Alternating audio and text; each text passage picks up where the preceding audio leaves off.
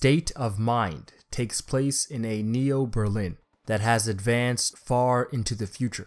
It is the year 2040. You take the role of Richard Nolan, prestigious writer for a news company called The Voice. You've been in a terrible accident, and subsequently spend some time in a hospital, learning the ropes of the game before finally being sent home. Nothing seems amiss at the start. However, you find your wife and son gone. The mystery begins. Your task is set. You'll also play several sections with another character named Adam Newman. His plot ties to Richard's more and more as you play. He's had a similar accident to drive his story as well. Coincidence? Each tidbit of information you process only furthers the questions you'll be asking. Don't expect to get anywhere close to an answer for quite some time. The game's writing is fitting of the genre and the setting. Descriptions of items enrich the small world you're allowed to be a part of. You will get attached to Richard and feel for his plight as it develops. And yet, this is where my main issue with the game comes forth. There's so much to see,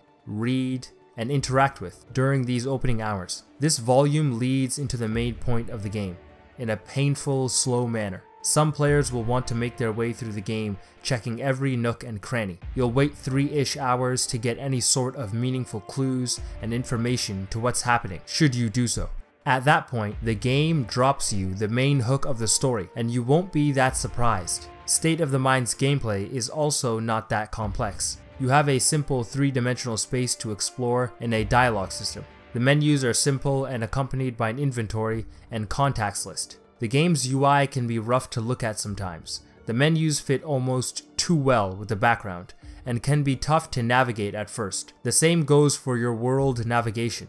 The controls can work well in more open areas and much worse in small spaces. Playing with a controller rather than a keyboard can remedy that awkward navigation. Dialogue options are a mixed bag and can feel forced or natural from situation to situation. Despite the pace, you've got a rather pretty world to look at as you wander. Each part of State of Mind's design and style sets the mood for the kind of game you're playing. Even in gritty areas of the game, it looks sleek and modern, fitting into the game's aesthetic. You'll find a strange enjoyment in State of Mind. Despite several issues that made me question if I wanted to continue, I can't say I'd recommend it though. Unless you're into the style or setting, there's very little to draw you in. It'll likely be a game you play once and never touch again. This game tells its story rather completely in the end, and will leave you satisfied with your time. Pick up State of Mind if reconstructing memories in 2 realities sounds like a fun time to you. Avoid it if you want something more fast-paced and direct.